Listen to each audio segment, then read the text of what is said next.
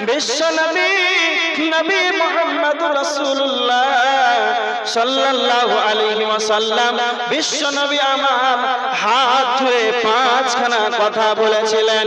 1 number থেকে 2 number থেকে 3 number পর্যন্ত 4 5 5টা কথা বলেছিলেন। তার ভিতরে 3 নাম্বার হলো ওয়া আহসিন ইলা জারিকা তাকুন মুমিনান। আল্লাহর নবী হযরত আবু হুরায়রাকে বলেছিলেন, আবু হুরায়রা তুমি তোমার প্রতিবেশীর সঙ্গে সৎ আচরণ করবে, তোমার প্রতিবেশীর সঙ্গে ভালো ব্যবহার করবে, তখন মুমিনান, তবে তুমি ঈমানদার হয়ে যাবে, তবে তুমি মুমিন হয়ে যাবে। তার মানে বিশ্ব নবীর ভাষা, তোমার প্রতিবেশীর সঙ্গে সৎ আচরণ করো। প্রতিবেশী কাকে বলা হয়? সেই জায়গাতে আপনি বসবাস করছেন, আপনার ডানে বামে সামনে পিছনে যেইগুলো বসবাসকারী ব্যক্তিত্বগণ আছেন, এদেরকে এদের সঙ্গে যেন সৎ চরিত্রবান হয়ে যেতে হবে, এদের সঙ্গে সৎ ব্যবহার করতে হবে। তো বিশ্ব নবী বলেছেন, তোমার আশেপাশে যেইগুলো বাড়ি আছে রে, তোমার প্রতিবেশীর দেখভাল করো, তাদের সঙ্গে ভদ্র ব্যবহার করো, তো তখন মুমিনান, তবে তুমি ঈমানদার হয়ে যাবে। নাম্বার 4, হযরত আবু হুরায়রাকে বলেছিলেন, আবু হুরায়রা ওয়াহিব্বা লিন-নাস মা তুহিব্বু লিনাফসিহি। আবু হুরায়রা, তুমি যেটা পছন্দ করবে সেটা তুমি অন্যদের জন্য সেটা পছন্দ করবে। তার মানে তিরমিজির হাদিস, বুখারীর হাদিস, আল্লাহর নবী বলেছেন, বুখারীর হাদিস 13 নম্বর হাদিস, নবীজি বলেছেন, তুমি যেটা পছন্দ করবে সেটা তোমার ভাইয়ের জন্য সেটা পছন্দ করবে। আর এটা তিরমিজি 2305 নম্বর হাদিস। আল্লাহর নবী আবু হুরায়রার হাত থেকে ধরে বলেছিলেন, আবু হুরায়রা, তুমি যেটা পছন্দ করবে সেটা তুমি অন্যদের জন্য পছন্দ করে নেবে। সেটা বাড়িতে হবে, গাড়িতে হবে, ট্রেনে, স্টেশনে, এয়ারপোর্ট, জলহীন প্রান্তে, জলে, সমুদ্রে, যেখানে তুমি মানুষ মনের ভিতরে যেখানে তুমি থাকো না কেন, সর্বদা সব জায়গায় তুমি যেটা পছন্দ করবে অন্যদের জন্য পছন্দ করবে। হাদিসগুলো যদি আমরা মেনে নিতে পারি, তাহলে বিশ্ব নবীর হাদিসগুলো যদি আমরা মেনে নিই, তাহলে পশ্চিমকালেও ট্রেনে, স্টেশনে, রাস্তাঘাটে কোথাও যেন বিচ্ছেদ হবে না, মারামারি হবে না, রাহাজানি হবে না, একে অপরের যেন দ্বন্দ্ব হবে না। আজ আমরা একটা কথা মনে রাখেন, পৃথিবীর বুকে সব চাইতে কাছের আত্মীয় কে না তো ভাই, পৃথিবীর বুকে সব চাইতে কাছের আত্মীয় কে না তো ভাই। আর বর্তমান সময় দেখা যায় ভাই ভাইকে যেন হত্যা করে দেয়। কেন হত্যা করে দেয়? কেন? বিশ্ব নবীর হাদিস, তুমি যেটা পছন্দ করবে তোমার ভাইয়ের জন্য সেটা পছন্দ করবে। যখন তার আপা মা পিতামাতা যখন মৃত্যুবরণ করে, পিতামাতা যখন মারা যায়, তখন তার বড় ভাই যখন জমির অংশটাকে নিয়ে ভাগ বন্টন আরম্ভ করে দেয়, তখন যার ক্ষমতা বেশি আছে, যার ক্ষমতা আছে, তার বড় ভাই ছোট ভাইদেরকে নরম অংশগুলো যেন ভাগ দিয়ে দেয়। এমন ভাই আছে তার বোনদেরকে যেন মেরে নাই, কার বোনদেরকে জমির ভাগ দেবে না। কার মানে যারা ইমানদার হবে তারা নিজে যেটা পছন্দ করবে, কার ভাইয়ের জন্য সেটা পছন্দ করবে। তো তার ভাইদেরকে যখন নরম অংশটা দিয়ে দেয়, তখন শয়তান কুমন্ত্রণা দিয়ে দেয়, তোমার বড় ভাই তোমাকে নরম অংশগুলো দিয়ে দিল। এইভাবে শয়তানের কুমন্ত্রণায় ছোট ভাই বড় ভাইয়ের উপরে যেন হাত উঠিয়ে দেয়, এমন প্রমাণ আছে হত্যা করে দেয়। কেন? বিশ্ব নবী বলেছেন, ও আমার উম্মত, লা ইউমিনু আহাদুকুম হাত্তা ইউহিব্বা লিআখিহি মা তুহিব্বু লিনাফসিহি। তুমি যেটা পছন্দ করবে সেটা তোমার ভাইয়ের জন্য পছন্দ করবে। আমি কি আসিব আর আমাকে ভাবিয়া অশ্রু ঝরাবে, এমন বেদনা বুকে আছে কার। আমি মরে গেলে কাউরি শরণে আমি কি আসিব আর আমাকে ভাবিয়া অশ্রু ঝরাবে, এমন বেদনা বুকে আছে কার। লৌবার আশায় বেঁধে রাখে সকলে, লৌবার আশায় বেঁধে রাখে সকলে চলিয়া বলজনে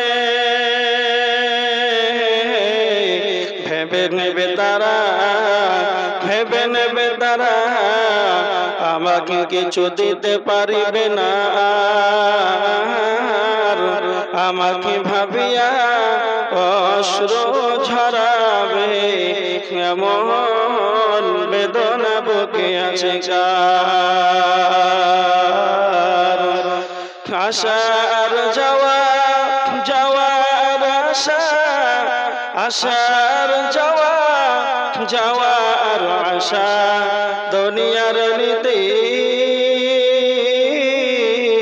শোনো গো বন্ধুগণ আমি গেলে গান তুমি যাবে নিষ্ঠার নাই কোনো খোঁজ আমি মরে গেলে কাউরি শরণে আমি কি আসিব আর আমাকে ভাবিয়া অশ্রু ঝরাবে এমন বেদনা বুকে আছে কার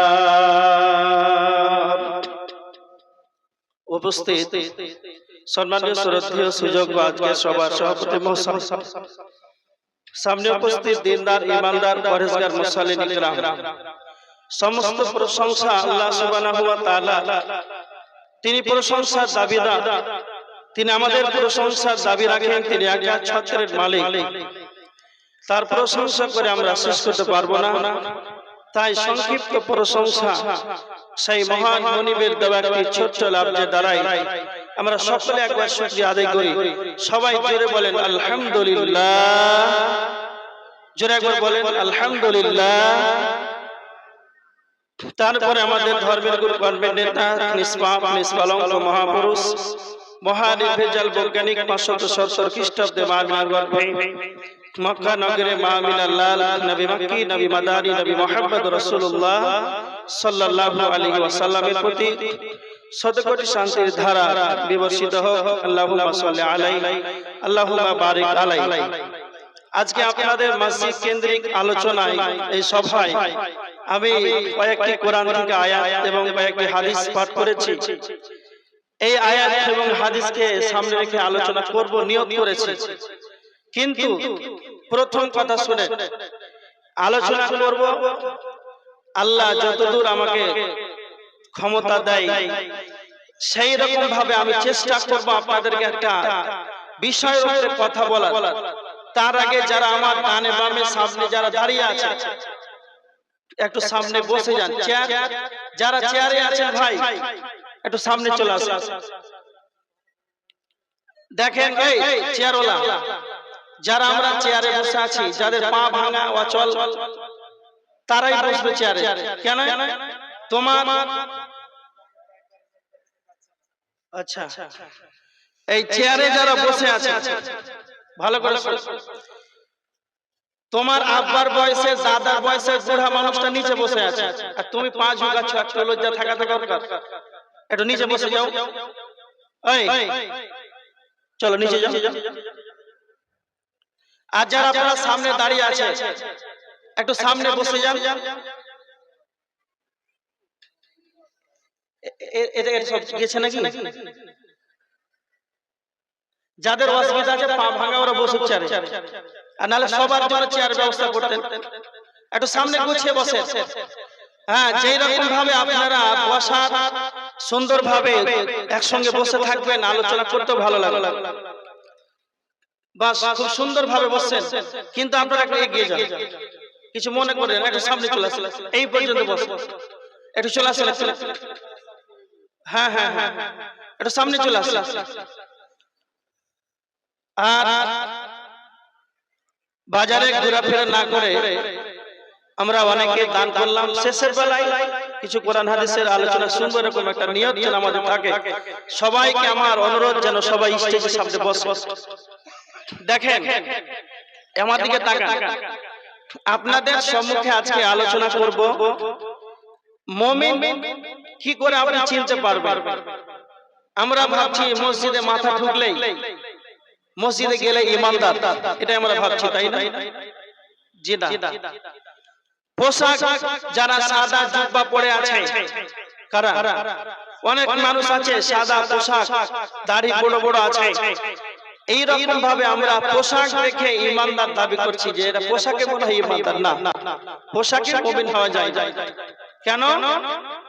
বর্তমান সমাজের ভিতরে এমন এক পরিস্থিতি দেখা দিয়েছে, প্রায় মসজিদে দেখা যায় এসে মুয়াজ্জিনকে এসে বলছে, মুয়াজ্জিন সাহেব আমি অনেক দূরের মুসাফির, আমাকে থাকার জন্য ব্যবস্থা করে দেন মসজিদের ভিতরে। ওর জন্য দেশি মুরগা রান্না হচ্ছে, শোয়ার বালিশ বিছানা রেডি হয়ে গেল, মসজিদে থাকতে দিয়েছে। আর থাকার পর রাত্রিতে ব্যাটারি মেশিন চুরি করছে না, করেন আপনাদের নিয়ে পালিয়ে যাচ্ছে। তার মানে ও ব্যক্তি এশারের সালাত জামাতের সঙ্গে ইমামের পিছনে সালাত আদায় করেছে। ভালো করে কথা শুনে, তার মানে ও পাঞ্জাবি পরিধান, পাঞ্জাবি দাড়ি সব ঠিক আছে, এশারের সালাতে জামাতে আদায় করলো, তারপরে সে চুরির মতন এত বড় একটা পাপে লিপ্ত হয়ে গেল। এই জন্য পোশাক দেখে আপনি ইমানদার ভাবিয়েন না। আপনি বাহির রাজ্যে চলে যাবেন, অন্যান্য বিভিন্ন রাজ্যে, কলকাতা যান, দিল্লি বোম্বে যাবেন, তো বড় বড় জুব্বা পরে আছে, আলখাল্লা পরে আছে, আর সিগারেট খাচ্ছে। আপনারা দেখেছেন? কেউ দেখেছেন আপনারা? আছে। তার মানে পোশাক পরে ধান করে আছে বলে আপনি ইমানদার বলবেন এটা না। কি দেখলে আপনি বুঝতে পারবেন? একটা কথা আপনাকে বলি, বর্তমান সমাজের মানুষ কেমন ইমানদার, কতটুকু ইমানের দাবি করে, কতটা ইমান আছে। আমি একবারে টাটকা একটা ঘটনা বলছি। কালকে, গতকালকে আমার জলসা ছিল দিনাজপুর বোতলবাড়ি। তো আমি রায়গঞ্জে নেমে ট্রেন থেকে নামলাম, তো ওই মেহান্দ্রা ওইগুলো অটোগুলো তো চাপলাম। তো 9 জন 8 জন প্যাসেঞ্জার আছে, ড্রাইভার নিয়ে 9 জন। তো একটা আমার পাশে বয়স্ক মানুষ বসে আছে, বয়স মানে প্রায় 50 ধরে, হাই প্রেসারের রোগী, মাথায় এমন ভাবে মফলারটা বেঁধেছে। কেন বেঁধেছেন? বলছে আমার প্রেসার যেন মাথায় না উঠে যায়। তো এই মানুষটা অসুস্থ মানুষ, মুসলমান, তার নাম, আমাকে খুব শ্রদ্ধা করলো, খুব ভালোবাসলো, খুব আমাকে ভালোবাসলো যে হুজুর মানুষ। তো এই ব্যক্তির কথাটা বলছি, তার নাম জানি না আর নামটাও বলছি না। সেই ব্যক্তি গাড়িতে উঠলো, আর গাড়িতে উঠার পর জানেন রায়গঞ্জ থেকে ছেড়ে মাত্র 3 কিলোমিটার একটা খারাপ বেরিয়ে এখন পর্যন্ত আছে। রাস্তাটা খুব নরম, ভাঙাচোরা রাস্তা, আর টোটোর চাকাতে ছোট, বুঝতে পারছেন, এরকম ভাবে কাত হয়েছে। তখন ওই মুরব্বী তখন বলছে, আরে ড্রাইভার, মানে চ্যাংড়া করে আছে পোতার বয়সে, বলছে এখানে ডবল বিসমিল্লাহ বল। কত? কেন রাস্তা খারাপ, ডবল বিসমিল্লাহ বলে গাড়ি চালানো হলে ক্ষতি হতে পারে। বলে যত দু আছে এখানে বল, না হলে পড়ে যেতে পারিস। বাস, কথাটা ভালো করে বুঝেন যে এমন খাতলা রাস্তা, এখানে ডবল বিসমিল্লাহ বল, না হলে মনে হয় ব্যাপার খারাপ হতো। আর যখন ওই খারাপ রাস্তাটা পার হয়ে গেল, তখন বলছে আরে ড্রাইভার, খুব একটা সুন্দর চকলেট গান লাগা গাড়ির ভিতরে। ওর বুড়ার কথা, ওই যে একটা সুন্দর চকলেট গান লাগাও যেন গাড়ি এবার আরামে চলে। প্রথমে ওই রাস্তা খারাপ, সেখানে বলছে 2 বার বিসমিল্লাহ বল, আর এখন পার হয়ে গেছে বলছে চকলেট গান লাগা। তো ও তো মুসলমান, নাম আব্দুল সাত্তার জব্বার খালেক, এই কিন্তু না। তা আপনি মুসলমান ইমানদার কি করে খুঁজে বের করবেন? এবার আমার দিকে দেখেন, পৃথিবীর বুকে যতগুলো দুধ আছে, আমার দিকে দেখেন, পৃথিবীর বুকে যতগুলো দুধ আছে, দুধের রং কালো না লাল? আপনারা বলেন। হ্যাঁ, সাদা। এবার আমার দিকে দেখেন, পৃথিবীর বুকে যতগুলো দুধ আছে সব দুধের রং হচ্ছে সাদা, কিন্তু সব যতগুলো সাদা বস্তু আছে সবই কি দুধ? না, পাঞ্জাবি আছে, বিভিন্ন প্রকার বস্তু আছে, সেগুলো কিন্তু দুধ নয়, কিন্তু যত দুধ আছে সবই সাদা। এবার কথা হলো কি, পৃথিবীর বুকে উম্মতে মুহাম্মাদি যতগুলো আছে সবাই আমরা মুসলিম। ভালো করে কথাটা বুঝে, উম্মতে মুহাম্মাদি যতগুলো আছে সবাই মুসলমান, নাম আব্দুল জব্বার সাত্তার, হ্যাঁ এইগুলো সুন্দর সুন্দর নাম, কিন্তু যতগুলো উম্মতে মুহাম্মাদি সবাই মুসলমান, কিন্তু সবাই ঈমানদার। হ্যাঁ বলেন, সবাই ঈমানদার। আচ্ছা সবাই যদি ইমানদার হতো মুসলমান কটা, তাহলে ফজরের জামাত আপনাদের এই কারবালা মসজিদে প্রয়োজন হয়েছে? ছাদের উপরে যেতে হয় না? সত্য কথা বলেন, ছাদের উপরে যেতে হয় ফজরের সময়, জুমা দিন যেতে হয় না? হয় না? হ্যাঁ, তার মানে ইমানদার আপনি কি করে বুঝতে পারবেন? আমার দিকে তাকান। এবার দেখেন আল্লাহ রাসূলের একটা হাদিস, হাদিসটা তিরমিজিতে রয়েছে 2198 নম্বর হাদিস। আল্লাহ রাসূল বলেছেন ইসবিহু রাজুল মুমিনান ওয়া ইয়ামশি কাফিরান। এমন একটা যুগ আসবে, এমন একটা সময় আসবে, সকালে মানুষ ইমানদার থাকবে আর সন্ধ্যায় বেঈমান হবে, সন্ধ্যার সময় বেঈমান হয়ে যাবে। কেমন? সকালে হবে ইমানদার, সন্ধ্যায় বেঈমান। এই যুগটা চলে এসেছে না আরো 100 বছর পরে আসবে? কথা বলে চলে এসেছে একবারে সন্নিকটে। আল্লাহ রাসূল বলেছেন এক মানুষ অন্য মানুষের, ধরেন আব্দুল্লাহ আব্দুল সাত্তারের, ওই আব্দুল সাত্তারের ওই গ্রামে গাজীনগরে 1 কোটি টাকা সম্পত্তি আছে, নগদ ক্যাশ টাকা বাড়িতে আছে। এই আব্দুল সাত্তারের টাকা আব্দুল্লাহ সকালে হারাম মনে করবে, নিবে না। আর সন্ধ্যার সময় ওর বাড়িতে গিয়ে ডাকাতি করে ডাক টুকার দিনের সময় নিয়ে চলে এলো, বৈকালের সময় ছিনতাই করে নিল। এই গেলে টাকা হারাম ছিল কখন? সকালে। আর সন্ধ্যায় সে হারামকে হালাল মনে করে নিয়ে চলে এলো। রাসূলের হাদিস, স্পষ্ট হাদিস, তিরমিজির হাদিস। এগুলো হচ্ছে না? হয় না? হচ্ছে। আর যদি কালে বেশি বুঝতে অসুবিধা হয়, তাহলে কিছুদিন আগে একটা গান কাঁচা বাদাম ভাইরাল হয়েছিল না? হয়নি? হ্যাঁ বলে ওই মহিলাটা ওই চাচার সঙ্গে ড্যান্স করেছিল। ওই মহিলাটা হিন্দু না মুসলমান জানেন? মুসলিম, বাড়ি কোথায়? বাংলাদেশ। আমার কথা এতটুকু যে মুসলিম কান্ট্রি, মুসলিম দেশের মহিলা, মুসলিম দেশের মুসলিম পরিবারের মুসলমানের জন্ম, মুসলমানের মেয়ে মুসলিম হয়ে ঈমানটাকে সামান্য কোন দুনিয়ার স্বার্থে বিক্রি করে দিল। তার মানে ওর হালাকে ঈমান ছিল, কিন্তু কিছু টাকার লোভে দুনিয়াতে ঈমান বিক্রি করে দিল। এটাই আল্লাহ রাসূল বলেছেন এমন একটা যুগ আসবে যে সকালে ঈমানদার, সন্ধ্যায় বেঈমান হয়ে যাবে। এবার দেখেন আল্লাহ রাসূল বলেছেন ঈমানদার, সত্যিকারের মুসলমান ঈমানদার তারাই হবে যার থেকে মানুষ নিরাপদে থাকবে। মুসলিম শরীফের হাদিস, হাদিস নাম্বার 67। আল্লাহ রাসূল বলেছেন মান সালিমাল মুসলিমুনা মিন লিসানিহি ওয়া ইয়াদিহি। সত্যিকারের মুসলমান সেই যার হাত এবং মুখ থেকে নিরাপদ থাকবে। এখন মানুষ নিরাপদ, বাড়ির প্রতিবেশীও নিরাপদ নয়। একটা ট্রেনে 5 জন সিটে 5 জনই মুসলমান বসে আছে। আর হাওড়া নামছে কুলিক এক্সপ্রেসে কিংবা আপনাদের কাটিয়ার এক্সপ্রেসে সকালে নামছে রাত 3টার সময়, তো মুসলমানের একজনে দেখছে টাকার ব্যাগ টানে, মোবাইলটা। তাহলে ওর হাতের দ্বারাতে মুসলমান নিরাপদ নাই, সে ঈমানদার হতে পারে না। এবার দেখেন বুখারীর হাদিস, আল্লাহ রাসূল কি বলেছেন? হযরত আনাস রাদিয়াল্লাহু তাআলা আনহু তিনি বর্ণনা করেছেন, বুখারীর 13 নম্বর হাদিস, বিশ্ব নবী বলেছেন লা ইউমিনু আহাদুকুম হাত্তা ইউহিব্বা লিআখিহি মা তুহিব্বু লিনাফসিহি।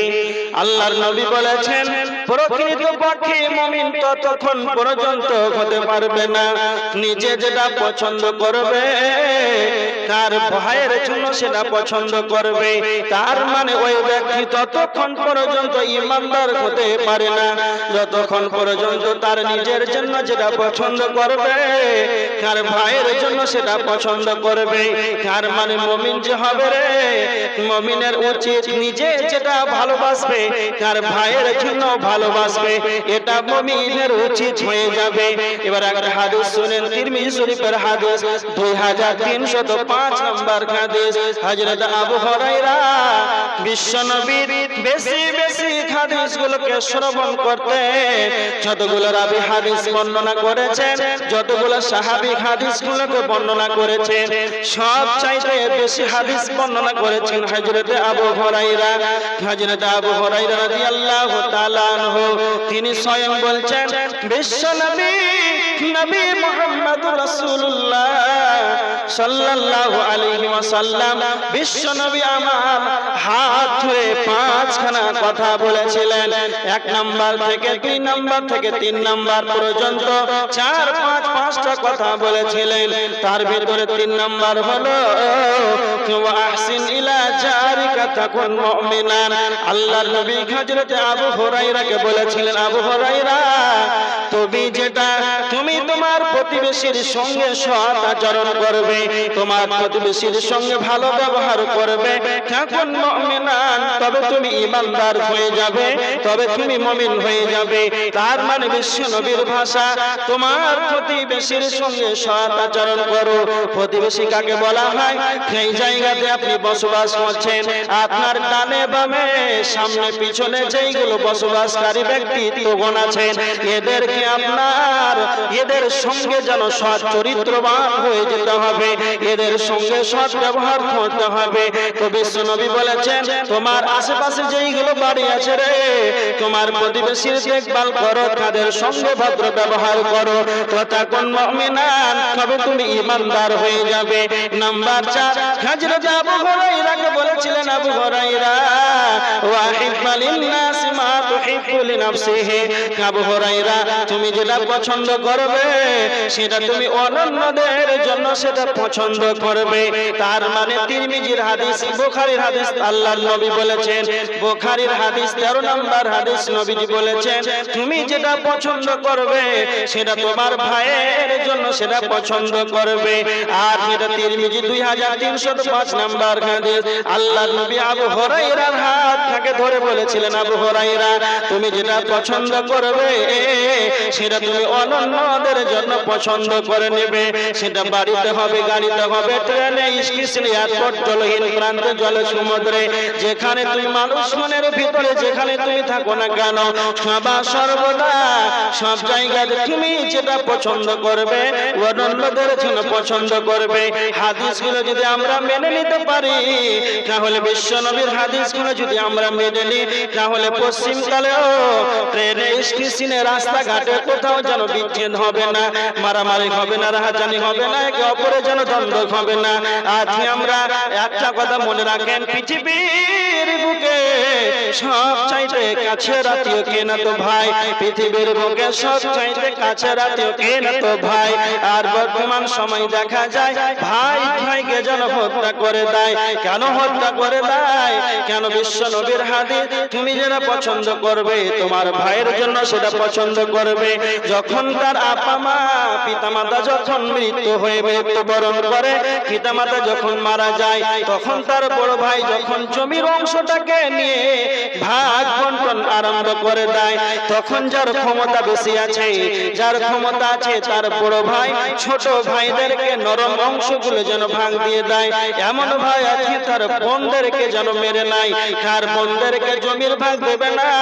কার মানে যারা ইমানদার হবে তারা নিজে যেটা পছন্দ করবে, কার ভাইয়ের জন্য সেটা পছন্দ করবে।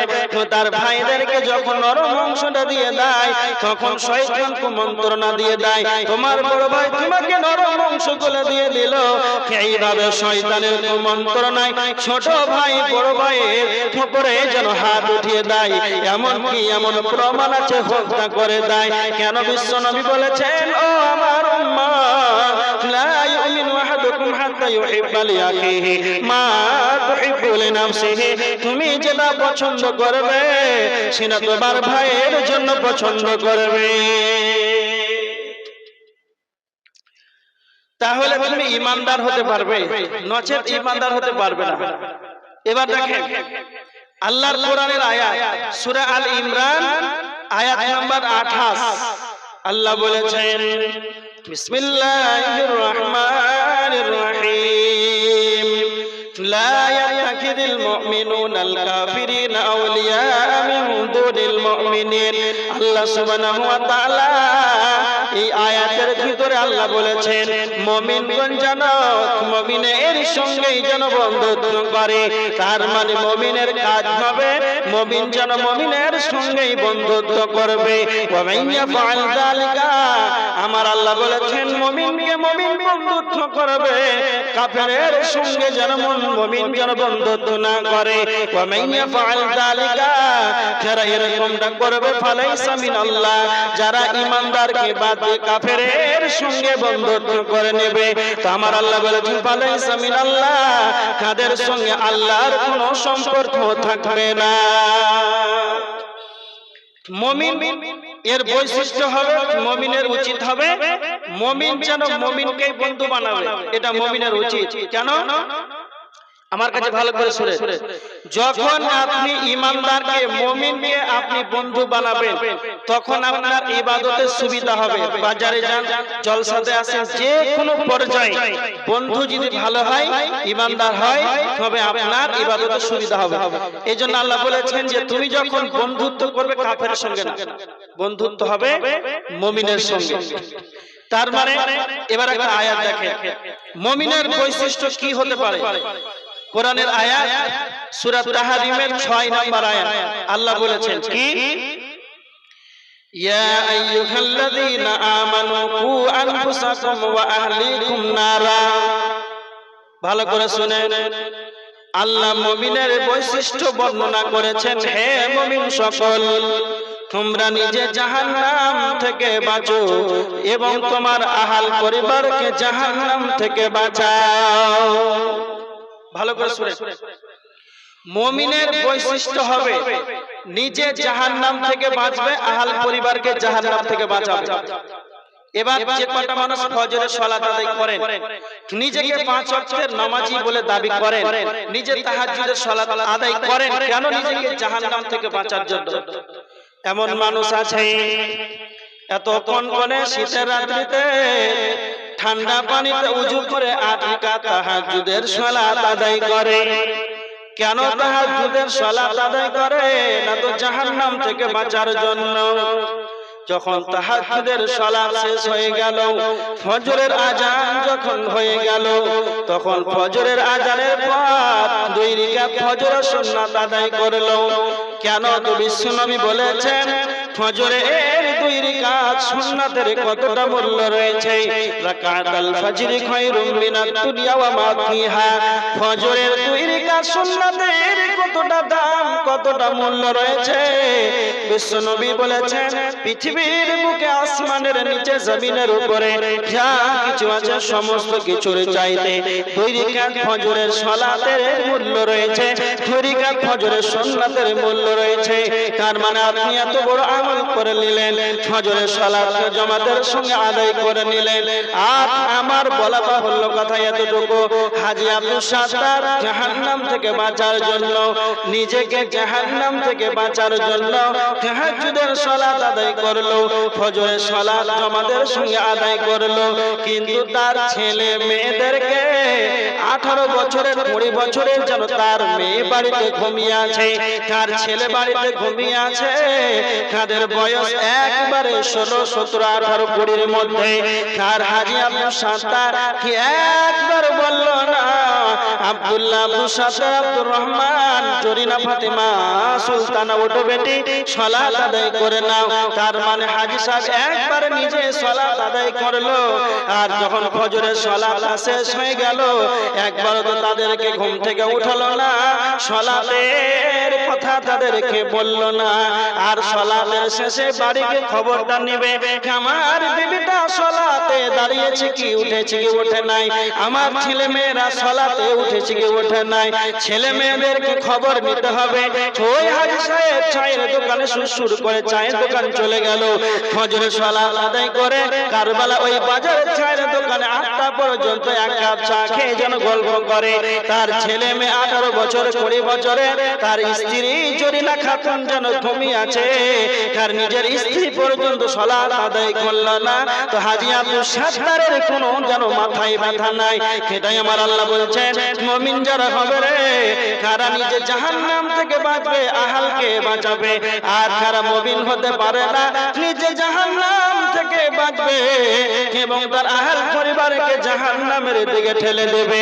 সে রাত্রে এত কষ্ট করে ইবাদত করলো সে নিজে জাহান্নাম থেকে বাঁচার জন্য, কিন্তু তার আহল পরিবারকে যেন একবারে মুখে উচ্চারণ করে বলল না। তার মানে মুমিনের বৈশিষ্ট্য এটা হতে পারে না নিজে জাহান্নাম থেকে বাঁচবে, তার আহল পরিবারকে জাহান্নাম থেকে বাঁচাবে। কেননা বিশ্বনবী বলেছেন বুখারীর হাদিস, আলা কুল্লুকুম রাইন ওয়া কুল্লুকুম মাসউলুন আন রাইয়াতিহি। বিশ্বনবী বলেছেন নিজ নিজ দায়িত্বশীল, আপন আপন দায়িত্ব সম্পর্কে কাল কিয়ামতের ময়দানে যেন জিজ্ঞাসিত করা হবে। তারপরে নবীজি বলেছেন আর রাজুলু রাইন ফি আহলিহি ওয়া হুয়া মাসউলুন আন রাইয়াতিহি। তার পরিবারের অভিভাবক হলো আপনার তিনটা ছেলে আছে, তিনটা মেয়ে আছে, আপনার একজন স্ত্রী আছে, আপনার পরিবারে আপনার অধীনস্থে 7 জন যেন ব্যক্তি রয়েছে।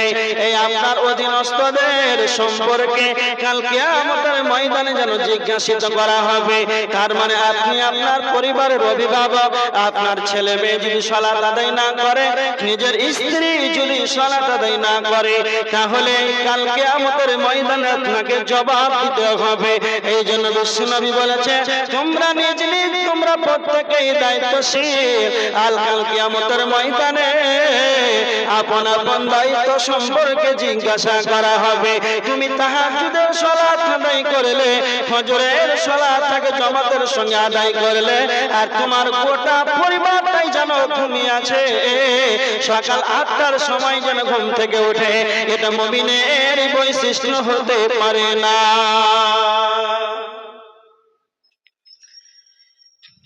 যে কথাটা বললাম, যতগুলো মুরব্বী আমার আব্বার বয়সের, আপনারা নিজে একবার অন্তর থেকে একবার বলেন যে ফজরের সালাত যারা আদায় করছেন পরিবার নিজের ছেলেকে কয়দিন এনেছে?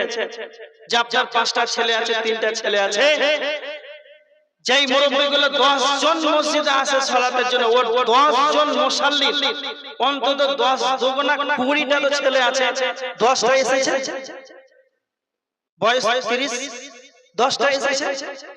জি আসে, তাদেরকে তো বলতে হবে, বলে না জি? তাহলে এটা আসল ভালোবাসা? নিজের জাহান্নাম থেকে বাঁচবেন, আহল পরিবারকে জাহান্নামে ঠেলে দিবেন, এটা আসল ভালোবাসা? জি না, এটা ধোঁকা।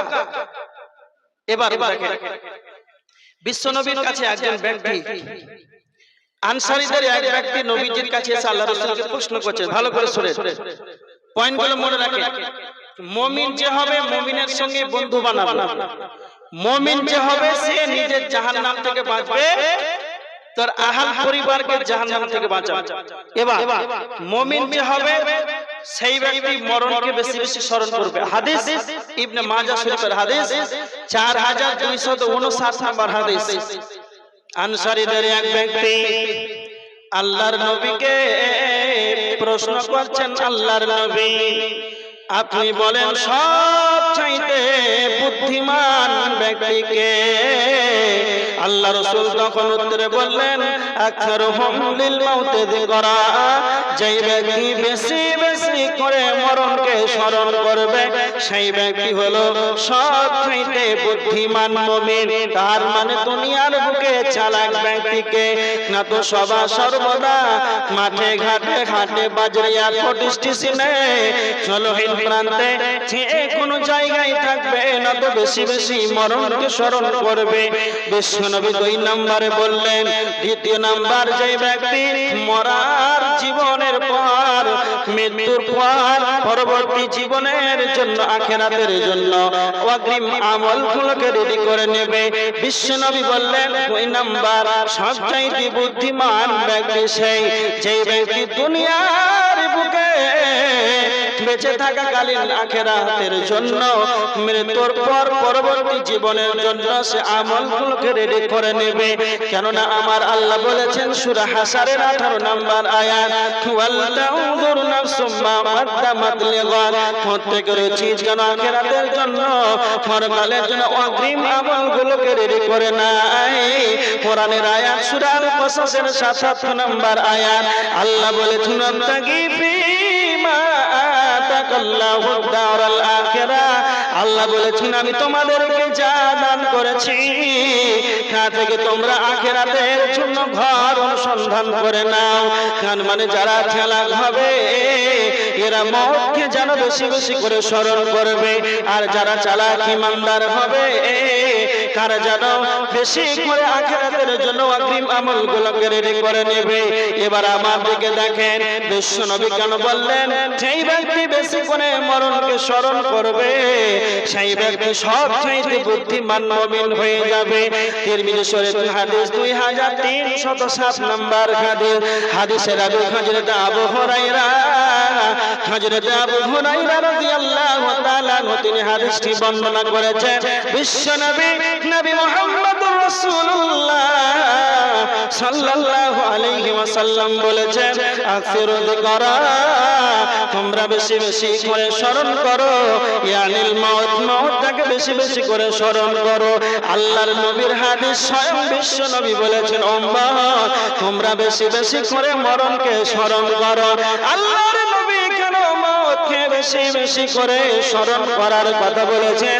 আল্লাহর নবী হাদিসের শেষ অংশে বলেছেন, হাদি বিল্লাল্লাহ, মরণ এমন একটা সাবজেক্ট, মরণ এমন একটা বস্তু, পৃথিবীর যতগুলো চাকচিক্য ঐশ্বর্য বাণী, দুনিয়ার যতগুলো মজা, দুনিয়ার যতগুলো স্বাদ, সমস্ত কিছু মজা দুনিয়ার স্বাদটাকে ধ্বংস করে দেয়, সেটাই হলো মরণ।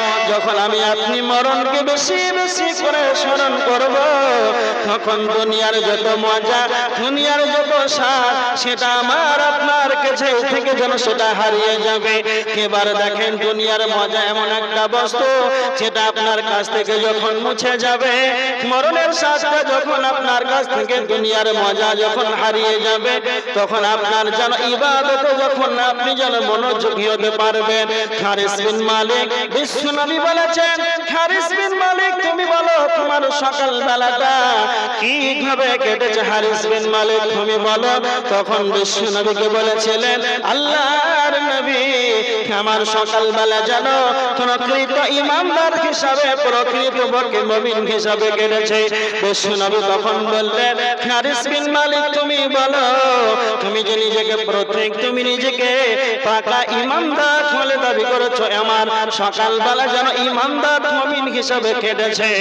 আল্লাহর নবী তখন বললেন, প্রত্যেকটা কথার জন্য হাকিকাত থাকে, সত্যতা লুকিয়ে থাকে। হারিস বিন মালিক তুমি বলো, তুমি যে নিজেকে ইমানদার বলে দাবি করছো, এর তিন তুমি প্রমাণ করেছো বলো। তখন হারিস বিন মালিক বললেন, তিনটা কথা বলেছিলেন আল্লাহর নবী। প্রথম নাম্বার, আমার পৃথিবীর দুনিয়ার মজা, দুনিয়ার স্বাদ যেন আমাকে ভালো লাগছে না। আমি দিনের সময় আমি যেন শুভে সাদেক থেকে নিয়ে সূর্যাস্ত পর্যন্ত যেন অনাহারে থাকে, সিয়াম পালন করি, আমি যেন দিনের সময় যেন পিপাসার্থ অবস্থায় কাটিয়ে দেই। তিন নাম্বার বলেছিলেন বিশ্বনবীকে, আমি রাত্রি বেলায় যেন বেশি বেশি করে ইবাদত করে, এই জন্য আমি নিজেকে ইমানদার বলে দাবি করেছি। তার মানে ইমানদার সে হবে, দুনিয়া তাকে ভালো লাগবে না, দুনিয়ার মজা, দুনিয়ার স্বাদ যেন তাকে হারিয়ে যাবে, আর মসজিদে সর্বদা যেন সে থাকবে, আল্লাহর ইবাদতে যেন নিয়োজিত থাকবে। আল্লাহর নবী একদিন তার সাহাবীদেরকে বলছেন, সাহাবীরা তোমরা শুনে রেখে দাও, হাদিসটা তিরমিজি শরীফের হাদিস 2527 নম্বর হাদিস।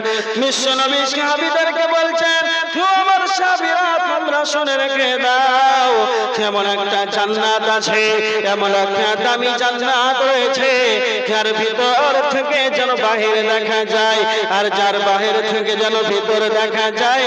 নবীজি বলছেন, এমন একটা দামি জান্নাত রয়েছে, যার বাহির থেকে ভিতরে দেখা যায়, যার ভিতর থেকে যেন বাহিরে দেখা যায়।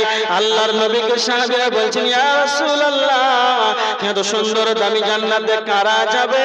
কি আমল করলে এত সুন্দর দামি জান্নাতের ভিতরে যাওয়া যাবে? আল্লাহর নবী তিনখানা আমলের কথা বললেন, লিমান আতাবাল কালাম ওয়া আদামাস সিয়াম ওয়া সাল্লা বিল লাইলি ওয়ান নাসু নিয়াম।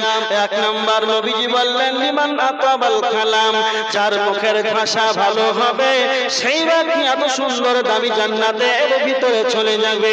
দুই নাম্বার নবীজি বললেন ওয়া আদামাস সিয়াম, যারা বেশি বেশি করে সিয়াম পালন করবে। রমজান মাসের ফরজ সিয়াম, এটা আমাদের উপরে ফরজ। এই ফরজ সিয়াম ব্যতীত যতগুলো নফল সিয়াম আছে, মুহররমুল হারামের মাসে নফল সিয়াম রয়েছে, শাবান মাসের সিয়াম রয়েছে, জিলহজ মাসের 1 থেকে 9 তারিখ পর্যন্ত সিয়াম আছে। এক কথায় যারা নফল সিয়াম গুলোকে এমনিতেই যেন বিশ্বনবী মাসে 3 দিন যেন সিয়াম পালন করতেন। আল্লাহর নবী সপ্তাহে 2 দিন সিয়াম পালন করতেন, সোমবারের দিন, বৃহস্পতিবারের দিন। এইভাবে যারা নিয়মিত নফল সিয়াম আদায় করবে, বিশ্বনবী বলেছেন যারা বেশি বেশি করে সিয়াম পালন করবে তারা এত সুন্দর দামি জান্নাতে চলে যাবে। নাম্বার 3 নবীজি বললেন ওয়া সাল্লা বিল লাইলি ওয়ান নাসু নিয়াম, যারা রাত্রিতে সালাত আদায় করবে, মানুষ যখন ঘুমিয়ে যাবে, আপনাদের শামসেরগঞ্জ থানা, কাজীনগর, যেগুলো কারবালা এলাকা যতগুলো আছে, এই সমস্ত এলাকার মানুষ সকলেই যেন ঘুমিয়ে আছে, কারো যেন সারা পাওয়া যায় না।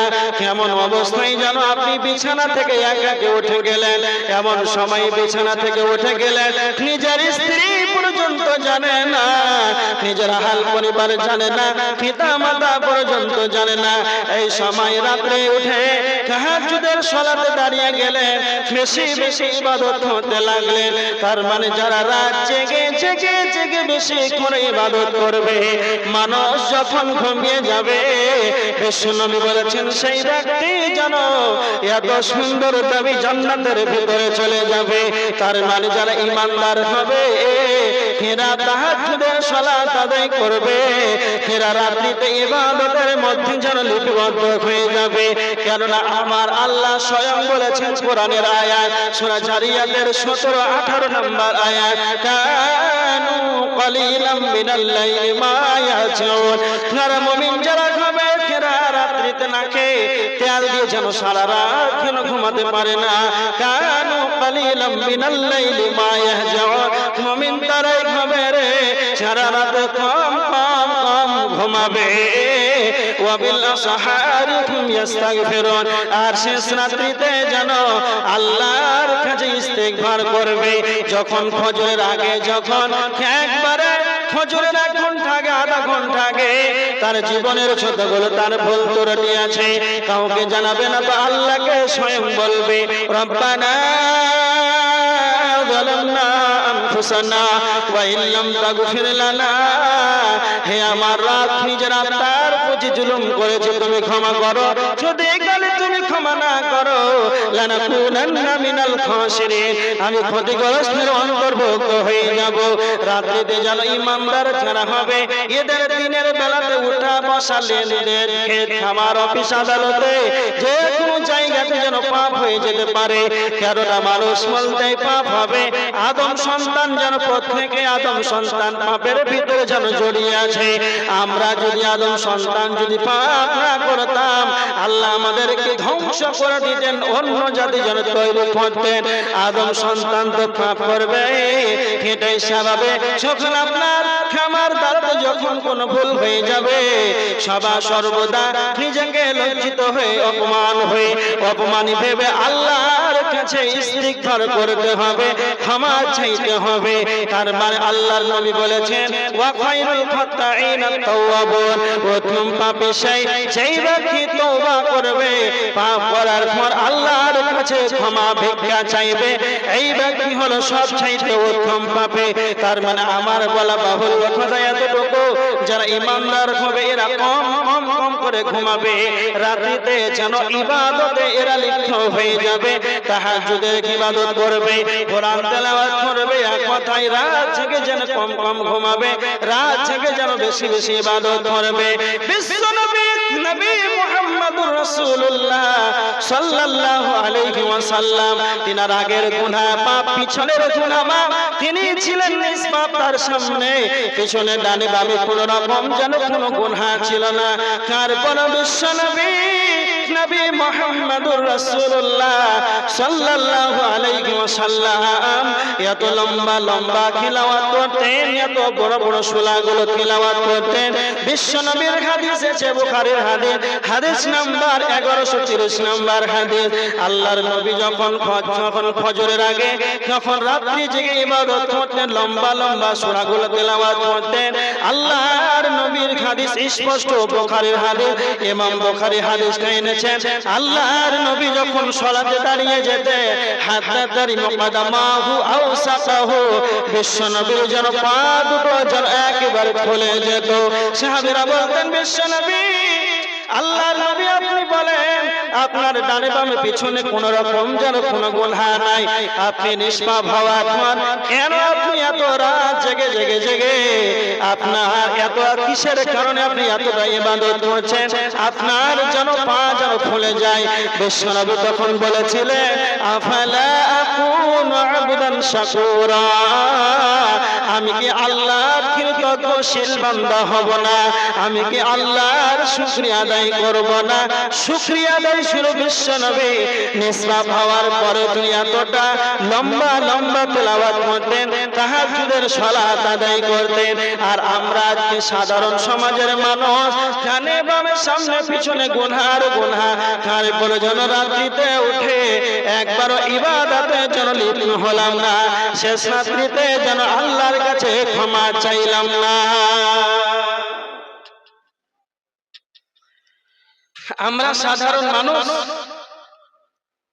আমাদের চলাফেরা পাপ তো স্বাভাবিক হবে তারপরে আমরা কয়বার আল্লাহর কাছে ক্ষমা চেয়েছি মুমিন হিসাবে মুমিনের উচিত হবে আল্লাহর কাছে ইস্তিগফার করবে কম ঘুমাবে বেশি রাতে ইবাদতে লিপ্ত হবে শেষ রাত্রিতে ইস্তিগফার করবে আল্লাহর কাছে ক্ষমা চাইবে এগুলো মুমিনের উচিত কই বলেন কয়বার আমরা ভুল করার পর আল্লাহর কাছে লজ্জিত হয়ে ক্ষমা চেয়েছি কয়বার বিশ্বনবী সাল্লাল্লাহু আলাইহি ওয়াসাল্লাম ৭৭ বারের অধিক তিনি দিনে ১০০ বার আল্লাহর কাছে ইস্তিগফার করতেন ক্ষমা চাইতেন যার পাপ ছিল না সেই ১০০ বার ক্ষমা চাইতেন ৭৭ বারের অধিক আল্লাহর কাছে ক্ষমা চাইতেন আর আমরা পাপ থাকার পর আমরা সালাতে যাই তাহাজ্জুদ কি পড়ব আল্লাহ রাসূল সাল্লাল্লাহু আলাইহি ওয়াসাল্লাম বলেছেন বুখারীর হাদিস 1131 নাম্বার আল্লাহ রাসূল বলেছেন আমাদের সালাতের চাইতে সর্বাপেক্ষা উত্তম সালাত হচ্ছে দাউদ আলাইহিস সালাতু ওয়াস সালামের সালাত ভালো করে মনে রাখবেন কেন আল্লাহর নবী বলেছেন আমাদের সালাতের চাইতে সর্বাপেক্ষা উত্তম সালাত সেটা ছিল হযরতে দাউদ আলাইহিস সালাতু ওয়াস সালামের সালাত কেন দাউদ আলাইহিস সালাতু ওয়াস সালামের সালাত আল্লাহর কাছে পছন্দনীয় দাউদ আলাইহিস সালাতু ওয়াস সালাম রাত্রির বেশিরভাগ সময়টা দাউদ নবী সালাতে যেন দাঁড়িয়ে থাকতেন এই জন্য বিশ্বনবী বলেছেন দাউদ আলাইহিস সালাতু ওয়াস সালাম রাতের বেশিরভাগ সময়টাকে সালাতে দাঁড়িয়ে থাকতেন এর জন্য আমাদের চাইতে সর্বাপেক্ষা উত্তম সালাত হলো দাউদ আলাইহিস সালাতু ওয়াস সালামের সালাত দেখেন বিশ্বনবী তো রাত জেগে ইবাদত করতেন স্বয়ং দাউদ আলাইহিস সালাতু ওয়াস সালাম রাত অর্ধেকেরও বেশি রাত দাউদ আলাইহিস সালাম সালাতে দাঁড়িয়ে থাকতেন রাত্রিতে কতটা ইবাদত করতেন সালাত আদায় করতেন এবার আমরা কেমন মুসলমান তাহাজ্জুদ তো দূরের কথা অর্ধেক রাত তো দূরের কথা যেটা আমাদের উপরে 5 ওয়াক্তের সালাত সেটাই আমাদের কাছে হচ্ছে না তো আল্লাহ বলেছেন সূরা আনফালের 3 নম্বর আয়াতের ভিতরে মুমিন যারা হবে আল্লাযীনা ইউকিমুনাস সালাত আল্লাহ বলেছেন মুমিন যারা হবে তারা সালাত আদায়কারী হবে। ভালো করে শুনে, কোরআনের আয়াত আল্লাহ বলছেন যারা মুমিন হবে তারা সালাত আদায়কারী হবে, তার মানে যারা ঈমানদার হবে তারা পাঁচ ওয়াক্তের নামাজি হবে। আমাদেরকে লক্ষ্য করেন, মুমিন কোনদিন বেনামাজি হতে পারে না, মুমিন কোনদিন বেনামাজি হতে পারে না, আর বেনামাজি কোনদিন মুমিন হতে পারে না। কথাটা কেন বললাম? মুমিনের দ্বারাতে ছোট ছোট সাগীরা গুনাহ হয়ে যেতে পারে, মানুষ বলতেই ভুল হবে, কিন্তু মুমিনের দ্বারাতে পাপ হবে না এটা নয়, পাপ হয়ে যেতে পারে। কিন্তু যখন হাইয়া আলাস সালাহ হাইয়া আলাল ফালাহ মর্জেনের ডাক যখন তার কানে যখন প্রবেশ করে নেবে, সঙ্গে সঙ্গে হাজার কাজ ছেড়ে মসজিদে চলে যাবে। কামাতুস সালাহ কাতারে এসে নামাজে যেন সে লিপিবদ্ধ হবে। মুমিন যারা হবে এদের ছোট ছোট যেন পাপ হয়ে যেতে পারে, কিন্তু যখন সালাত আরম্ভ হয়ে যাবে মুমিন সালাতে এসে লেগে যাবে।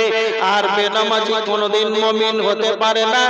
এর মান হলো বেনামাজিকে যদি বলা হয় কারবালার মসজিদে জলসা, এর উন্নয়নের জন্য জলসা, মসজিদে প্লাস্টার দোতলাতে বাকি আছে 100 ব্যাগ সিমেন্ট লাগবে, বেনামাজি তখন বলবে হ্যাঁ হ্যাঁ 100 বস্তা সিমেন্ট দান করব। যখন ফজরের আজান হবে, যখন ইশারের আজান হয়ে যাবে, ইশারের আগে 100 বস্তা সিমেন্ট তখন দান করে দিল।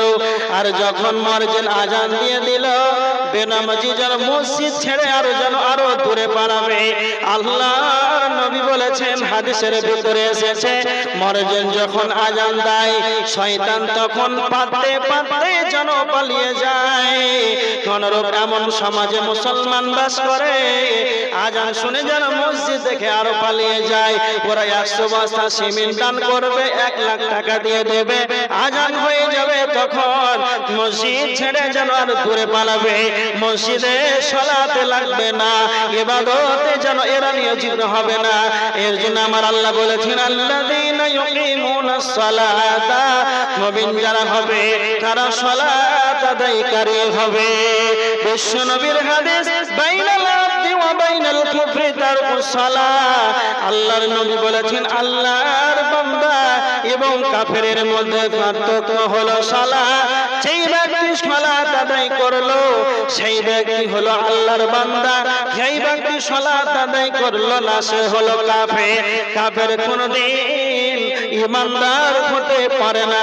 তার মানে যারা নামাজি হবে, যারা মুমিন হবে তারা যেন নামাজি হবে। জি, যারা মুমিন হবে তারা নামাজি হবে, পাক্কা মুসাল্লি হবে। আমাদের সমাজে মুখে দাবি করে আমরা ঈমানদার, কেন? অনেক মানুষ আছে নামাজ না পড়িতে কি হলো, হ্যাঁ ঈমান পাক্কা আছে, কথা বলে না, বলে ও জীবনে উজু করতে জানে না, বলে ঈমান পাক্কা আছে। তো সালাতি আদায় করে না, ওর ঈমান কোথা থেকে এলো ও জানে, কোথায় হাদিস পেয়েছে? তো এইরকম ভাবে আমরা মুখের দাবিতে মুসলমান, মুখের দাবিতে আমরা ঈমানদার নিজেকে দাবি করি। ভালো করে দেখো, একটা হাদিস শোনাই, আল্লাহ রাসূলের হাদিস, আবু দাউদে রয়েছে সহিহ হাদিস। কাল কিয়ামতের ময়দানে সর্বপ্রথম হিসাব হবে, সেটাই হলো সালাত। অনেক দিন থেকে শুনে আসছে কিয়ামতের ময়দানে সর্বপ্রথম যেটা হিসাব হবে সালাত। বিশ্ব নবী বলেছেন, ফাইন সলহা সলহা সাইর আমালি, যদি তার সালাত আল্লাহর কাছে গ্রহণযোগ্য হয় তাহলে তার সমস্ত আমল যেন আল্লাহর কাছে গ্রহণীয় হবে। ওয়া ইন ফাসাদাত ফাসাদা সাইরু আমালি, যদি কালে আল্লাহর নিকটে তার সালাত গ্রহণযোগ্য না হয় তাহলে তার সমস্ত আমল যেন বরবাদ হয়ে যাবে। সে নিজে মনে করে মুসলমান, তার নাম আব্দুর রহমান, এক ওয়াক্ত সালাতে আসে না, সে নিজেকে দাবি করে আমি পাক্কা মুসাল্লি, সালাত আদায় না করি আমার যেন ঈমান ঠিক আছে। আমার দিকে দেখেন, একটা উদাহরণ দেব। কিয়ামতের দিন সর্বপ্রথম হিসাব হবে কার? সালাতে। হ্যাঁ, যার সালাত আল্লাহর কাছে গ্রহণ হবে তার সবকিছু গ্রহণ হবে, নচেত। এবার দেখেন, আপনাদের এই কারবালা গ্রামে একটা টোটো চালক আছে, টোটো চালায়, দিনে 1000 টাকা ইনকাম করে। টোটোওয়ালা চালাক মানুষ, ভাবছে প্রত্যেকদিন 1000 টাকা ইনকাম, সব টাকা খরচা করবো না, একটা অ্যাকাউন্ট খুলে পাঞ্জাব ন্যাশনাল ব্যাংকে একটা অ্যাকাউন্ট করলো, প্রত্যেকদিন 500 টাকা করে, মাসে হয় 15,000 টাকা। না, এই 15,000 টাকা অ্যাকাউন্টে জমা করছে আর 15,000 টাকা মাসে পরিবারে খরচা করছে। জি, হ্যাঁ, তো এক মাথা মোটা আপনাদের গ্রামে আছে, খুব পয়সাওয়ালা, টাকাওয়ালা। ভালো করে শুনে, ও গরিব মানুষ, বাছারা ইনকাম করে মাসে 15,000 টাকা করে অ্যাকাউন্টে জমা করতে যায়। আর আপনাদের গ্রামে অনেক পয়সাওয়ালা কিন্তু মাথা মোটা, ওদের বুদ্ধি নাই। ও দেখছে যে টোটোওয়ালা অ্যাকাউন্টে টাকা জমা করতে যাচ্ছে ব্যাংকে, তো ও বলছে আমার কি টাকা নেই, 50,000 টাকা নিয়ে জান্নাতে চালিয়ে চলে গেল। ভালো করে বুঝেন, ওর কিন্তু পাস বই না, অ্যাকাউন্ট বই না, ছাপা মানুষ। তা এই যখন টোটোওয়ালা 15,000 টাকা মাসে বই নিয়ে, পাস বই নিয়ে জমা করে, আর ওই মাথা মোটা মাসে 1 লাখ টাকা জান্নাতে চালিয়ে চলে গেল, যা করতে বেশি দিল। এই টোটোওয়ালা কিছুদিন পর যেতে না যেতে 1 বছর পর ভাবছে একটা বাড়ি করব, ঘর করব। তাই টোটোওয়ালা গেল বাড়ি, তার পাস বইটা এনে ব্যাংকে গিয়ে বলছে আমাকে 1 লাখ টাকা দে। বলছে হ্যাঁ আপনার পাস বইটা দেন। এই অ্যাকাউন্ট বই নিয়ে আপনার অ্যাকাউন্ট নাম্বার দিল, তারপরে তার ফিঙ্গার নিল, 1 লাখ টাকা তাকে দিয়ে দিল। আর ওই মাথা মোটা ওর পিছনে দাঁড়িয়েছে, বলছে আমাকে 5 লাখ টাকা দেন। কেন আমি, ও যখন 15,000 দিয়েছে আমি দিচ্ছি 1,50,000, ওর চাইতে বেশি না কম? বেশি। তো ওই মাথা মোটা গিয়ে বলছে যে আমাকে 10 লাখ টাকা দেন। তখন ব্যাংকের ম্যানেজার কি বলছে যে আপনার পাস বইটা দেন। তখন এই খাপা বলছে পাস বই আবার কি গো, ওর পাসপোর্ট নাই, ওর পাস বই নাই, আর ওকে টাকা দিবে?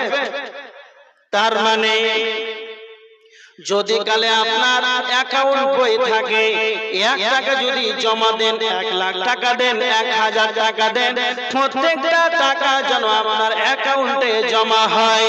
যদি কালে আপনার পাস বই যদি না থাকে, অ্যাকাউন্ট বই যদি না থাকে, 1 লাখ টাকা জান্নাত দিয়ে চালিয়ে এলো, 1টা টাকা তুমি ম্যানেজারের কাছে পাবে না। অনুরূপ কাল কিয়ামতের ময়দানে সর্বপ্রথম হিসাব হবে সালাত। যদি কালে তোমার সালাত আল্লাহর কাছে গ্রহণ হয়, তুমি 1 টাকা দান করেছো, সরিষা পরিমাণ মানুষের উপকার করেছো, সেটা তুমি মাহমুদের কাছে সেটা তুমি পেয়ে যাবে। তোমার সালাত নাই, তোমার পাস বই নাই, তোমার সালাত নাই, তোমার অ্যাকাউন্ট নাই, তোমার সালাত নাই, তোমার পাস বই নাই, কাল কিয়ামতের ময়দানে আল্লাহর কাছে তুমি তে ভালো পরিত্রাণ নেবে, আল্লাহর কাছে যে তুমি সফলতা নেবে, আল্লাহর কাছে যে তুমি জান্নাত নেবে। এর পাস বই যে হলো তোমার সালাত। যদি কালে তোমার সালাত না থাকে, পাস বই না থাকে, তুমি লক্ষ টাকা দান করো, লাখ লাখ টাকা দান করো, 1 টাকা তুমি সেই জায়গাতে পরিত্রাণ পাবে না, জাহান্নাম থেকে যেন বাঁচতে পারবে না। এই জন্য বিশ্বনবী বলেছেন, যারা কিয়ামতের ময়দানে সর্বপ্রথম হিসাব হবে সালাতের। আর স্বয়ং আল্লাহ বলেছেন, আল্লাযীনা ইউকিমুনাস সালাতা, মুমিন যারা হবে তারা সালাত আদায়কারী হবে।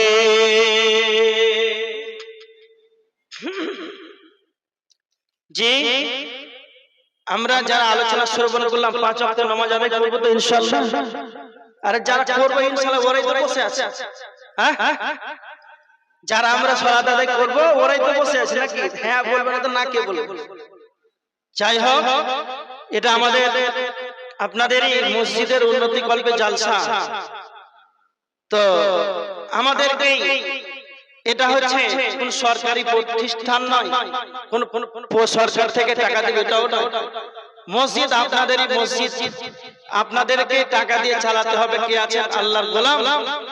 এই মসজিদের উন্নয়নের জন্য ওপরে শুনলাম প্লাস্টার বাকি আছে, জানালা কপাট বাকি আছে,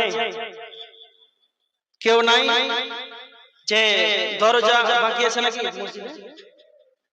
দরজা বাকি আছে, জানালাও বাকি আছে। এই গভীর রাতে কে আছেন আল্লাহর গোলাম?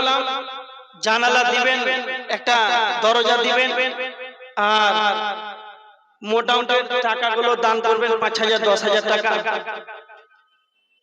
আল্লাহর নবী সাল্লাল্লাহু আলাইহি ওয়াসাল্লাম বলেছেন, মানুষ মরে যায় ইযা মাতাল ইনসানা ইনকাতা আনহু আমালুহু, মানুষ মরে যায় তার আমলগুলো বন্ধ হয়ে যায়, কিন্তু 3টি আমল ছাড়া, একটা হলো সদকায়ে জারিয়া। সদকায়ে জারিয়া আল্লাহর নবী এমন একটা ফ্যাসিলিটি দিয়েছেন, মসজিদে দান করা, এটা হলো সদকায়ে জারিয়া। আজকে আপনি 2 বস্তা সিমেন্ট দান করবেন, 1 টলি ইট দান করবেন, একটা দরজা দিবেন, জানালা দিবেন, 1 টাকা দিবেন, 1000 টাকা দিবেন মসজিদের জন্য। যেই টাকাটা আজকে আপনি নির্মাণের জন্য দিবেন, কিয়ামত পর্যন্ত এই কারবালার মসজিদ যেন এখানে প্রতিষ্ঠিত থাকবে। নীরব নগরে কবরে আপনি একা একা শুয়ে থাকবেন, সেই জায়গাতে কোনো খবর আসবে না, কোনো খবর যাবে না। মাত্র আপনার আব্বার কবরটা 3 হাত দূরে, 2.5 হাত গর্তের ভিতরে যেন শুয়ে আছে, সেই জায়গার কোনো খবর আসে না, কোনো খবর যায় না। এরকম নীরব নগরে কবরে একাকী যখন শুয়ে থাকবেন, মসজিদের জন্য যেই টাকাটা দান করবেন, এটা সদকায়ে জারিয়া। কিয়ামত পর্যন্ত আপনি শুয়ে শুয়ে নেকি পেতে থাকবেন, এর নাম হলো সদকায়ে জারিয়া। কে আছেন? কে আছেন আল্লাহর গোলাম? একটু চটচট করে আপনারা, কেউ 1000, কেউ 500 টাকা। আর সিমেন্ট কয় বস্তা এখনো বাকি আছে? সিমেন্ট 100 বস্তা পুড়েছে কি? কত ভাগ হয়েছে? সিমেন্ট 100 বস্তা পূরণ হয়নি, মনে হয় যে 18 ব্যাগ না কত ব্যাগ গুলো বাকি আছে।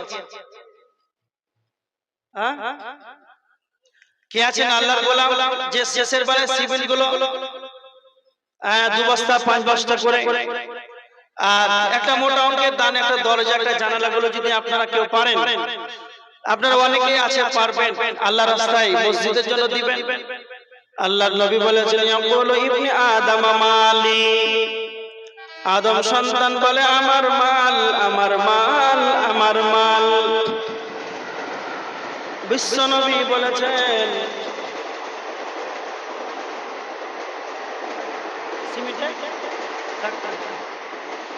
বিশ্ব নবী বলেছেন, আদম সন্তান বলে আমার মাল, কিন্তু নবীজি বলেছেন তোমার মাল 3টি, যেটা তুমি খাও সেটা তোমার মাল, যেটা তুমি পরিধান করো সেটা তোমার মাল, এটা তুমি আল্লাহর রাস্তায় দান করবে সেটা তোমার মাল।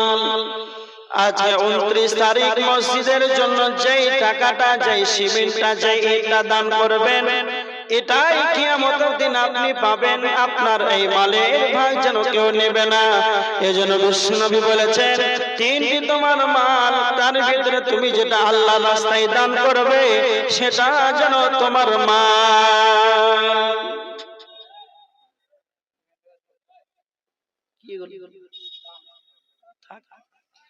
হ্যাঁ, অনেকেই 1000 টাকা, 500 টাকা, 1500 টাকা অনেকেই দান করেছেন। আল্লাহ তুমি তাদের সকলের দানগুলোকে সাগর গ্রহণ করে নাও, আল্লাহুম্মা আমিন। আর অনেকেই 1 বস্তা, 2 বস্তা, 5 বস্তা করে সিমেন্ট দান করেছেন, আল্লাহ তুমি তাদের দানগুলোকে সাগর গ্রহণ করে নাও। আর মহিলাদের প্যান্ডেল থেকে মা বোনেরা যদি আপনারা চান যে সিমেন্টের ব্যাগগুলো 2 বস্তা 1 বস্তা করে লিখাবো, তো লিখাতে পারেন। আর শেষের সময় আপনারা যা আছে আপনাদের 500, 1000 টাকা, 2000 টাকা, কেউ খালি হাতে ফিরে যাবে না। সকলে স্টেজে আপনারা দান দিয়ে সাগরে চলে আসেন। যে যা পারবেন 500, 1000, 2000, 5000 আপনাদের যেরকম ক্ষমতা সামর্থ্য অনুকূলে একটু চেষ্টা করেন। মসজিদের জন্য উপরে প্লাস্টারের জন্য বালি লাগবে, তো সিমেন্ট অনেকেই দিয়েছেন, তো বালি তো এখন পর্যন্ত এক টলিও বালি হয়নি নাকি? কেউ যদি মনে করেন যে 100 বালু কিংবা এক টলি যদি বালি দান করবো তাহলে সিমেন্ট হয়েছে, বালুটাও হয়ে যাবে, কেউ নাই। আল্লাহর গোলাম, যখন আপনি মারা যাবেন আপনার সঙ্গে 3টা জিনিস যাবে, আপনার আহাল যাবে, মাল যাবে, আমল যাবে। দাফন কমপ্লিট, মাল ফিরে চলে আসবে, আহাল পরিবার সব ফিরে চলে আসবে। আপনার সাথে সঙ্গী সেটা হবে আপনার আমল। এজন্য বিশ্বনবী সাল্লাল্লাহু আলাইহি ওয়াসাল্লাম বলেছেন, বুদ্ধিমান চালাক ব্যক্তি সেই যে মরার পর, মৃত্যুর পরে পরবর্তী জীবনের জন্য প্রস্তুতি গ্রহণ করবে এই দান দিয়ে, ইবাদত করে, জিকির আজকারে, যে কোনো মূল্যে হোক, আখিরাতের জন্য, পরকালের জন্য অগ্রিম আমলগুলোকে রেডি করবে। সেই ব্যক্তি হচ্ছে সবচাইতে চালাক। এজন্য যারা চালাক হবে তারা আল্লাহর রাস্তায় দান করবে। কে আছেন আল্লাহর গোলাম 500 টাকা 1000 টাকা দেনেওয়ালা?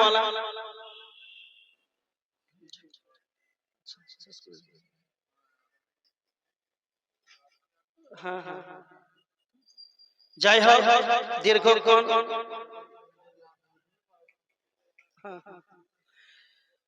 10 মিনিট 12টা পর্যন্ত আপনাদের সময়। মা বোনেরা আপনারা দানগুলো পাঠিয়ে দেন। না না, অনেকেই 100 ব্যাগ পার হয়ে গেল, আবার কেউ 2 ব্যাগ সিমেন্ট দান করেছেন। আল্লাহুম্মা সাল্লি আলাইহি, আল্লাহুম্মা বারিক আলাইহি। মা বোনেরা আপনারা যদি মনে করেন যে সিমেন্টের ব্যাগগুলো 1 ব্যাগ 2 ব্যাগ করে ছেলেরা 5 মিনিট মধ্যে আপনারা তাদের ছোট করে দানগুলো দিয়ে দেন। ওকে মুমিন ভাই হইল রে তোর বিদায় বালার পালারে। ওকে মুমিন ভাই হইল রে তোর বিদায় বালার পালারে। ডাকছে রে তোর খাওয়ার মাঝি, ওহর মাঝি আমার নবী কমলিওয়ালা রে। 26 যদি নবীর নাই, 26 যদি নবীর নাই, আর হবি তুই খুশি হয়ে, ডুবে না রে তোর ভেলা। ও কি মুমিন ভাই হইল রে তোর বিদায় বালার পালারে। বাপ মাকে তুই বাসরে ভালো, আল্লাহ তোরে বাসবে ভালো। বাপ মাকে তুই বাসরে ভালো, আল্লাহ তোরে বাসবে ভালো। খেসব তুই বদলা পাবি রে, সেদিন ভাঙবে রে ভবের মেলা। ও কি মুমিন ভাই হইল রে তোর বিদায় বালার পালারে। ধোকা কি তুই খানা দে রে পিয়াসা কে পানি, ধোকা কি তুই খানা দে রে পিয়াসা কে পানি। খেসব তুই বদলা পাবি রে, সেদিন ভাঙবে রে ভবের মেলা। ও কি মুমিন ভাই হইল রে তোর বিদায় বালার পালারে। যাই হোক অনেকে মসজিদের জন্য কেউ সিমেন্ট, কেউ টাকা পয়সা, কেউ সময়, কমিটি গণ সময় এই করে অনেকেই পরিশ্রম করেছে জলসার জন্য, মসজিদের জন্য। আল্লাহ তুমি তাদের সকলের পরিশ্রমকে, টাকা, সিমেন্ট, সমস্ত কিছুকে, দানগুলোকে সাগর গ্রহণ করে নাও, আল্লাহুম্মা আমিন। যারা অসুস্থ আল্লাহ তুমি তাদেরকে আরোগ্য দান করো, আল্লাহুম্মা আমিন। এখান থেকে আলোচনা ইতি করলাম। ওয়া মা আলাইনা ইল্লাল বালাগ। আসসালামু আলাইকুম ওয়া রাহমাতুল্লাহি ওয়া বারাকাতুহু।